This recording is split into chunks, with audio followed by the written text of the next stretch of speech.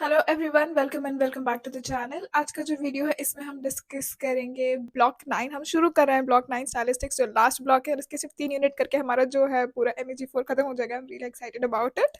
और आज का जो हम यूनिट कर रहे हैं that is unit 1, and the name of the unit is language variation, the context of situation.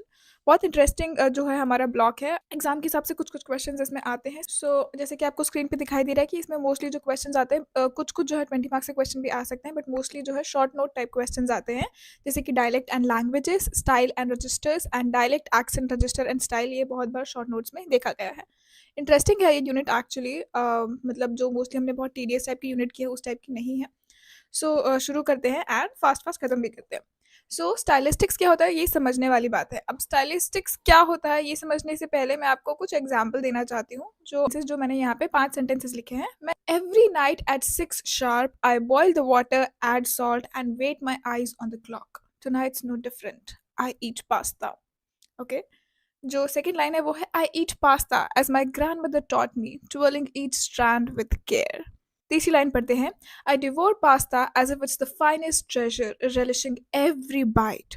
चौथी लाइन पढ़ते हैं, pasta I eat slowly and deliberately.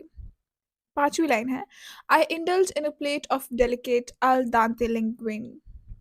Last वाली पढ़ते हैं, I savour soft silky strands of spaghetti.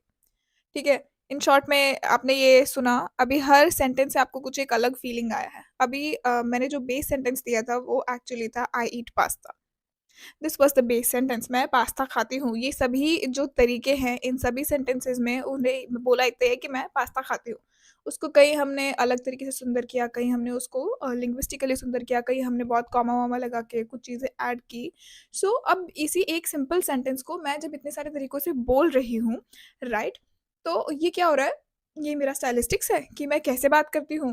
तो stylistic जो है वो सिर्फ बोलने के लिए नहीं होता है, लिखने पढ़ने किसी भी सेंस में आप ले सकते हैं, आप चेक कर सकते हैं।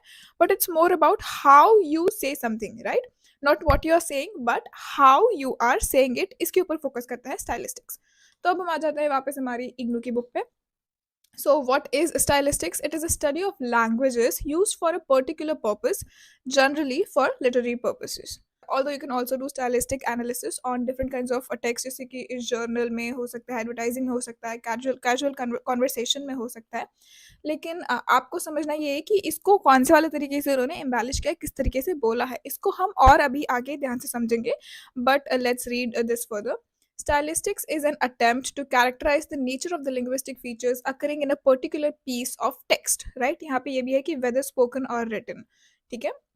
Although mostly it is written. A piece of writing is distinguished from other pieces of writing not only because of its content or what it is trying to say, but also by how it is being said, right?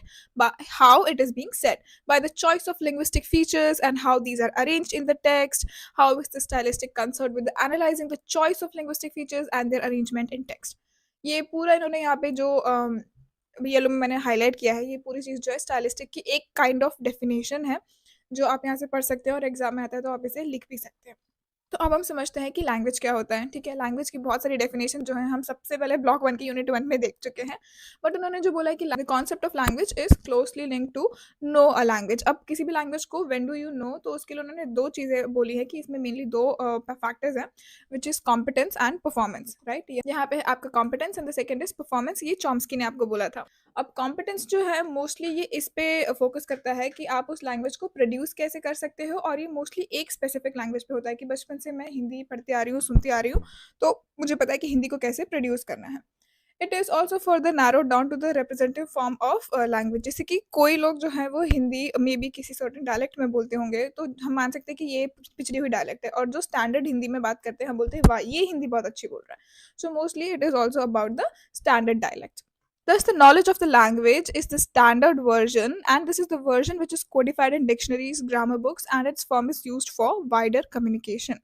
ठीक है। Secondly इसमें किसका आता है notion, notion आता है syntax का। Syntax हमें पता है I eat mango, I eat a mango, पर अ मैंगो आई ईट ऐसे नहीं होता है, तो सिंटेक्स हमें पता है क्या होता है। So of course knowledge of syntax is very important. And thirdly is its competence that relates to the potential for use and not the use itself, right, कि इसको तुम आगे कहाँ कहाँ कैसे कैसे यूज कर सकते हो।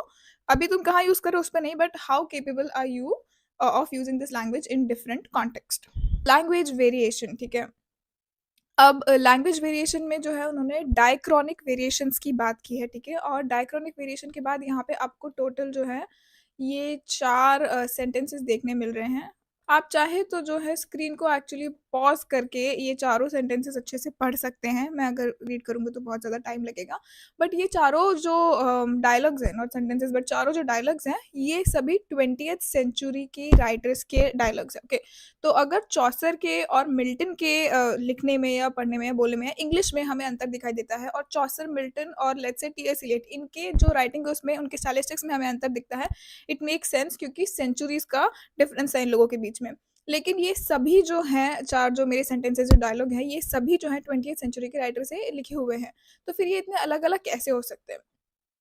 तो अब ये जो वेरिएशन है, these distinction involve synchronic variation and there are 3 kind of variation. Variation of dialect, variation of style and variation of register, ठीक है। तो सबसे पहले हम डिस्कस करते हैं डायलेक्ट वाले वेरिएशन को। ये रीजनल हो सकता है या फिर सोशल, क्लास या कास्ट बेसिस पे भी ये हो सकता है। जैसे कि British and American English are regional dialectal varieties, just as within Britain also there are number of dialects. जैसे कि जो है हमने, अगर आपने पिग्मेलियन वाला जो प्ले है वो पढ़ा है, तो उसमें जो हमारी फ्लावर गर्ल जो हमारी लड़की है, उसकी कॉकनी डायलेक्ट रहती है, और उसी को वो चेंज करके जो है फिर बाद में बहुत पॉश वाली लड़की बना देता है, with the help of the change in the dialect and clothes and everything of course. फिर यहाँ पे कुछ एग्जांपल्स दिए हैं कि कैसे अमेरिकन इंग्लिश और ब्रिटिश इंग्लिश में जो है आपके डिफरेंसेस, जैसे कि पेट्रोल बोलते हैं ब्रिटिश इंग्लिश में, अमेरिका में गैस बोलते हैं। डाइव का पास्ट फॉर्म जो जो थर्ड फॉर्म है वो है डाइव्ड, वही अमेरिकन में वो है dove. I hope it's not dove in the third thing. Differentiation है वो बताया उन्होंने। तो मॉर्फोलॉजिकल डिफरेंसेस हो सकते हैं, लेक्सिकल डिफरेंसेस हो सकते हैं, सिंटैक्टिक डिफरेंस हो सकते हैं, like I will meet them and I will meet up with them, okay. Pronunciation वाले भी ऑफ कोर्स होते हैं, last and last, okay, last, last. तो ये सब आपके किस में आ गए, डायलेक्ट्स में आ गए। डायलेक्ट में ही आगे आता है इडियोलेक्ट। इडियोलेक्ट हमने ऑलरेडी जो है इसकी पहले वाले ब्लॉक की फर्स्ट यूनिट में देखा था। इडियोलेक्ट वही हुआ कि एक ही भाषा को बहुत सारे लोग अलग अलग तरीके से बोलते हैं। So every individual changes the language. जैसे कि उन्होंने यहाँ एग्जाम्पल दिया है अंकल का, in English it's uncle, but आप हिंदी में किस किसी कुछ कुछ लोगों को बोलते हुए सुनोगे कि अंकिल आ गए हैं, अंकिल को बुला लो, अंकल को बुला लो, अंकल। सो आपको जो है सेम भाषा बोलने वाले लोग भी जो है वो अंकल अलग अलग टाइप से बोलते हुए सुनाई देंगे। So every person when he और she changes that language, that is a idiolect. Isogloss पे, सो आइसोग्लॉस क्या होता है, उन्होंने यहाँ पे बताया है कि सिगड़ी का एग्जाम्पल दिया है कि सिगड़ी ये जो वर्ड है, कुछ लोग इसको सिगली भी बोलते हैं, ठीक है। को है, अब किसी ने बोलना शुरू किया होगा, करते करते उस पूरे एरिया में ही लोग सिगड़ी को सिगली बोलते हैं। तो उन्होंने जो है ये एक मैप बनाया है ऐसा कि मैप के इस तरफ जो है वो लोग सिगली बोलते हैं और मैप के इस तरफ जो है वो सिगड़ी बोलते हैं। So a boundary line which demarcates the सिगड़ी एरिया फ्रॉम द सिगली area would be called isogloss. An isogloss is an imaginary line which divides two areas which differ in the use of of a linguistic item. So somewhere in the middle, a number of isoglosses tend to come together. अगर मान लीजिए किसी word के बहुत ज़्यादा, ये तो 2 ही थे, बट किसी के 1 से 2 से ज़्यादा 3-4 आइसोग्लॉस है, तो somewhere in between these isoglosses they come together. Such a grouping of isoglosses is referred to as bundling. Such bundling of isoglosses is generally considered as a dialect boundary. Dialect की जो boundary है वो यहाँ उन्होंने नीचे दिखाई है ऐसे, डायलेक्ट ए और डायलेक्ट बी में। ये क्वेश्चन जो है डायलेक्ट्स एंड लैंग्वेजेस का, ये ऑलरेडी आपके एग्जाम में 2 बार आ चुका है शॉर्ट नोट्स में। यहाँ पे एग्जाम्पल देते हुए बात की है कि क्यों हम बोलते हैं कि Bhojpuri and Awadhi they are the dialect of Hindi language, लेकिन पंजाबी और हिंदी वो भी तो कितने सिमिलर है, पर फिर हम पंजाबी और हिंदी को अलग अलग लैंग्वेज मानते हैं और डायलेक्ट नहीं मानते हैं। तो ऐसा क्यों हो रहा है? So the concept of mutual intelligibility is a partial answer, ठीक है। उन्होंने ये बोला है कि अगर मैं अपनी डायलेक्ट में बात कर रही हूँ और आप अपनी डायलेक्ट में बात करो, लेकिन फिर भी हम एक दूसरे को समझ सकते हैं, दिस इज म्यूचुअल इंटेलिजिबिलिटी, राइट। तो उस केस में वो क्या बोलेंगे कि ये सिर्फ एक चेंज ऑफ डायलेक्ट है, ये चेंज ऑफ लैंग्वेज नहीं है। उसके कुछ एग्जाम्पल्स उन्होंने और दिए हैं, जैसे कि चाइनीज एंड कैंटनीज जो है, Pekingese and Cantonese and Konkani and Marathi के भी उन्होंने एग्जाम्पल दिए हैं। तो वो बोल रहे हैं कि 2 languages like Hindi and Punjabi may be so closely related that there is bound to be some mutual intelligibility between the speakers of the 2 languages. On the other hand, speakers of 2 dialects of the same language may not mutually be intelligible, as happens in the case of Pekings and Cantonese and Konkani and Marathi. तो कोंकणी को मराठी की ही dialect बोलते हैं, peeking and Cantonese को भी similar बोलते हैं, जबकि ये आपको समझ में भी नहीं आएगी। तो फिर इस बेसिस पे देखा जाए, तो कोंकणी को एक अलग लैंग्वेज कर देना चाहिए, ना कि मराठी की डायलेक्ट मानना चाहिए। पर ऐसा नहीं करते, क्यों? तो अब हमें पता है, अगर आपको याद होगा कि ये जो लैंग्वेजेज़ है, ये जितनी इनोसेंट लगती है कि टाइम के साथ ऐसा हो गया होगा, ऐसा होता नहीं है। सब कुछ बहुत ज़्यादा केमिकली और लोगों के पावर के थ्रू किया जाता है। तो again it comes to this कि जिसके पास ज़्यादा पावर है, वो डिसाइड करेगा कि कौन सी लैंग्वेज लैंग्वेज है और कौन सी लैंग्वेज डायलेक्ट है। Literally it it boils down to that. Dialect is raised to the status of language through non-linguistic consideration. It gains separate status when it becomes politically and socially powerful. Right, वही है, politically and socially powerful हो गई तो वो dialect से क्या बन जाएगी, लैंग्वेज बन जाएगी। लैंग्वेज एंड डायलेक्ट, और वो किसके थ्रू उन्होंने दिखाया है, स्ट्रक्चर एंड फंक्शन के थ्रू दिखाया है। The structural dimension is descriptive, analysing the structure of the language, while the functional is concerned with the use that the speaker makes of the code, and this falls within the domain of sociolinguistics। पढ़ के समझ में आ रहा है कि structure जो है वो एनालाइज करता है, डिस्क्रिप्शन और स्ट्रक्चर के बारे में बात करता है, वही जो फंक्शनल है कि मैं एज अ यूजर इसको कैसे यूज कर रही हूँ, वो क्या हो जाएगा, उसका फंक्शनल डायमेंशन हो जाएगा। अब उन्होंने वही आगे बताया है कि all dialects of a language are equally efficient for purpose of communication for which they are intended. The dialect which becomes prestigious because it is used by political leaders and the upper socio-economic classes becomes the medium of instruction. It is used by the press and for the purpose of national communication. Now let's come to accent. Accent भी जो है, accent style and registers वगैरह, ये जो है पहले exam में आ चुके हैं शॉर्ट नोट में। तो एक्सेंट जो है ऑफ कोर्स वो हमारे प्रोनाउंसिएशन के बारे में ही है कि आप किसी चीज़ को कैसे प्रोनाउंस करते हो। सो ब्रिटिश और अमेरिकन एक्सेंट है, उसमें अंतर हो जाता है कि get and get, get get, home home home, home home. Okay, so accent की उन्होंने बात की है। स्टाइल जो है ये भी एग्जाम में आ चुका है। Dialectal variation as we have seen is govern by differences in social class and regions, but linguistic variation can also arise because of nature of speech, context और सोशल सिचुएशन। अब उन्होंने यहाँ पे ये सेंटेंसेस दिए हैं कि एक फ्रोजन वे में आप कैसे बोलोगे, फॉर्मल वे में कैसे बोलोगे, कंसल्टेटिव वे में कैसे बोलोगे, एंड कैजुअल वे में एंड इंटीमेट वे में कैसे बोलोगे। तो स्टाइल तो हम ऑलरेडी देख चुके हैं कि स्टाइल कैसे कैसे डिफर करता है, राइट। सो स्टाइल वही है कि अप्रोप्रिएट टाइम पे अप्रोप्रिएट स्पीच आपको यूज करना है, ठीक है। अब स्टाइल में हमेशा एक चीज़ उन्होंने ये नोट करने के लिए बोली है कि आप किसी को भी, जब दो लोग कॉन्वर्सेशन कर रहे होते हैं तो कब बहुत बार ऐसा होता है कि एक जो है वो इंफीरियर है और दूसरा जो है वो उसके सुपीरियर है दूसरे वाले से, राइट। इंफीरियर है एक और एक सुपीरियर है। It could be in terms of age, sex और सोशल स्टेटस। इसके कुछ एग्जाम्पल उन्होंने दिए हैं कि इन सिचुएशन, जैसे कोई इंसान जो है वो गांव में लोअर कास्ट से बिलोंग करता है, वो बाहर चला गया, शहर चला गया, उसने अच्छे से पढ़ाई लिखाई कर ली, and when he came back to the village, उसको जो है अगेन अपनी जो लोअर कास्ट वाले डायलेक्ट है उसी में बात करनी पड़ेगी, क्योंकि उनके वहाँ अलाउड ही नहीं है कि if you come from a lower caste you can not speak the dialect of the upper class. सोचिए, जो लैंग्वेज आप बोल रहे हैं वो भी एक प्रिविलेज है। अगर आपको कोई मना कर दिए बोलने से और बोले कि नहीं नहीं, because you belong to this class you can not speak this language, तो ऐसा होता है। So this is about the superior and inferior वाली चीज़, एंड ऑफ कोर्स कास्ट के बारे में ये बात चल रही है। जो दूसरा वाला केस है वो ये है कि अगर आप सिंगुलर या प्लूरल लोगों से बात कर रहे हो, अगर आप एक से बात कर रहे हो तो आप एक तरीके से बात करोगे, अगर आप मल्टीपल लोगों से बात कर रहे हो you will change your stylistic, you'll change your style. Of course age based भी हो सकता है कि अगर जो छोटे हैं उनसे एक्सपेक्ट किया जाता है कि वो बड़ों से हमेशा पोलाइटली बात करें, एंड वाइस वर्सा कि बड़े जो है वो हमसे थोड़े रूड हो सकते हैं। सिमिलरली जो है जेंडर बेस्ड भी ये होता है कि औरतों से हमेशा एक्सपेक्ट किया जाता है कि वो थोड़ी पोलाइट रहें, काम रहें, वहीं आदमी जो है वो थोड़ा सा रूड हो सकते हैं, and it is not considered as a bad thing. जो बोल रहे हैं कि अगर ये अप्रोप्रिएटनेस जो है इस लैंग्वेज की, ये कहीं कम या ज़्यादा हो जाए दोनों में से किसी भी एक पार्टिसिपेंट से, so in that case this can lead to rudeness, right. आप रूड नहीं भी होना चाहते हो, बट हो सकता है कि it can lead to rudeness, कि सामने वाले को लगे कि हाँ ये रूड हो रहा है। एंड कभी कभी ये भी हो सकता है कि it can also lead to a lack of comprehension, सामने वाले को समझ ही ना है कि आप क्या बोल रहे हो, ओके। एंड कभी कभी ये भी होता है कि आपको लगता है कि सामने वाले को ये चीज़ तो ऑलरेडी पता होगी, तो मैं इसके आगे का बता रही हूँ, बट जो है उनकी साइड पे वो नॉलेज है ही नहीं, राइट। सो मिसकम्युनिकेशन हो सकता है। पहला फैक्टर देख लिया सुपीरियर एंड इन्फीरियर वाला। सेकंड फैक्टर पे आता है, it relates to the time and place. Words used at dead of the night may take a different meaning when they are spoken in the broad daylight, है ना। Possible है कि रात को कोई आप चीज़ बोलो वो कुछ और मीन करे, and during the day time it sounds something else. thirdly जो है nature of the topic being discussed, कि अगर वो बहुत इंटेलेक्चुअल डिस्कशन है तो आप फॉर्मल तरीके से बात करोगे, अगर हाउस होल्ड मैटर डिस्कस हो रहे हैं तो हम इनफॉर्मली बात करेंगे, पॉसिबल है।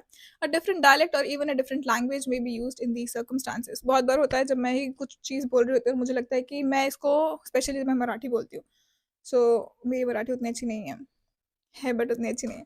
सो मुझे बहुत बार ऐसा होता है कि shit I am missing on things and मुझे बोलते नहीं आ रहा है, so I switch to Hindi और sometimes I even switch to English. So this is possible that you, instead of just changing dialects or stylistics, you entirely change the language and you do code switching and code mixing। याद है ना, exam में आएगा, ठीक है। फिर उसके बाद उन्होंने और बातें की है कि a person like one on one discussion would be very different from a written discussion. आप भले सेम टॉपिक पे किसी को चिट्ठी लिखो, लेकिन अगर आप लिख रहे हो तो वो अलग तरीके से आएगा, और वहीं अगर आप बात कर रहे हो सामने सामने तो वो अलग तरीके से आएगा। और उन्होंने ये भी बोला है, नोट वर्दी थिंग, कि even if you don't want to, but somehow if you are writing it becomes a little bit more formal, automatically ऐसा होता है। एंड ये सभी चीज़ों पे लागू होता है। टेलीफोनिक कन्वर्सेशन अलग होंगे, रेडियो कन्वर्सेशन अलग होंगे, टीवी शोज अलग होंगे, टेलीग्राफिक मैसेजेस अलग होंगे, business letters, newspaper articles, scientific treatise, ये सब जो है अलग अलग टाइप के स्टाइलिस्टिक्स यूज करेंगे। अब हम आते हैं रजिस्टर पे। रजिस्टर में भी हमेशा जो है बहुत बार शॉर्ट नोट्स वगैरह आ चुके हैं, तो रजिस्टर्स को रीड करते हैं। Linguistic variation determined by subject matter, that is scientific writing is register which is distinguished by increased use of passive voice like formulae, technical terminology, etc। ठीक है, तो सब्जेक्ट मैटर पे बेस्ड करते हुए जो हमारी राइटिंग होगी वो क्या हो जाएगी, रजिस्टर्स। जैसे कि उन्होंने ये लाइन दी है, न्यूरोएनिमिक neuroaminic sorry neuroaminic acid in the form of its alkali stable methoxy derivative was first isolated by Klenk from gangliosides and more recently from bovine submaxillary gland mucin, and from a urine mucoprotein is composition being CHNO or perhaps CNNO। वाह, okay. सो इसको आप read कर सकते हैं। सो ये जो sentence है ये नॉर्मल इंसान को तो समझ भी नहीं आएगा, मतलब मुझे तो नहीं समझ आ रहा है कि एक्चुअली हो क्या रहा है यहाँ पे, ठीक है, बट जिसको साइंस का नॉलेज होगा, जिसकी फील्ड में ये है, उसको समझ आ जाएगा, राइट। तो ये एक रजिस्टर का एग्जांपल हो गया। अगेन जर्नलिज्म में उन्होंने बोला कि जैसे न्यूज़पेपर में आप आर्टिकल्स पढ़ते हो, या आप ऐसे कि ऐसा हो चुका है वहाँ पे, ऐसा कुछ आप पढ़ते हो ना, तो उसमें जैसे किसी चीज़ें लिखी जाती हैं, क्या हम वैसे बात करेंगे? जैसे कि इसका एग्जाम्पल यहाँ दिया है, मिस्टर जॉन विलियम वाला, ये Mr. John William Alloway, a 46-year-old plumber, his wife Florence, age 32, and their 15-year-old son John escaped unhurt in their night clothes after a fire broke out at their 200-year-old home, Rose Hill Cottage, Gallow Hill, Kings Langley Herts। ठीक है, अब ये normally ऐसे कोई बात नहीं करता है, कोई भी जो इस तरीके से नॉर्मली बात नहीं करता है, but depending on this context जो है ये सब सूट करता है, and it is acceptable. So register सही हुए कि linguistic variation determined by the subject matter, okay. इसमें हम पैसिव वॉइस यूज कर सकते हैं, इसमें फॉर्मूले आ सकते हैं, इसमें टेक्निकल टर्मिनोलॉजी बहुत सारी यूज हो सकती है। आई होप आपको समझ में आया होगा। इस बार का लेट्स समिट अप जो है मुझे काफ़ी अच्छा लगा। सो इनके समिट अप को एक बार सम कर लेते हैं, ठीक है। सो लैंग्वेज के वेरिएशन के दो फॉर्म है, पहला है डायक्रॉनिक, दूसरा है सिंक्रोनिक। सिंक्रोनिक में हमने देखा डायलेक्ट, स्टाइल, रजिस्टर, और डायलेक्ट में हमने देखे थे रीजन वाले and social class and caste वाले, ठीक है। स्टाइल में हमने देखा nature of participant, time place interaction, topic of conversation and medium and mode of communication, ये सब हम देख चुके हैं। आई होप आपको समझ आया होगा, एंजॉय किया होगा। If you did so please like, share and subscribe. And मैं ऑलरेडी जो है सारी वीडियोस बना के यूट्यूब पे डाल चुकी हूँ, लेकिन मैंने अभी भी उसको सबको पब्लिक नहीं किया, because I release one video every week. But जो है मेरा MEG4 ऑलमोस्ट खत्म हो चुका है, तो if you become a member for only 29 rupees a month, आप जब चाहे इसको कैंसिल कर सकते हैं। So just for 29 rupees with easy cancellation, you can subscribe to my channel, become a member, become a patron, and along with other benefits you can check on the channel। आपको जो है सारे videos को access पहले मिल जाएगा, जैसे ही मैं जो भी कुछ अपलोड करूँगी for members, you will be able to see it directly, and I would really feel motivated if you're able to subscribe to my channel and become a patron। So I appreciate that, and I hope to see you guys in the next one। Bye bye।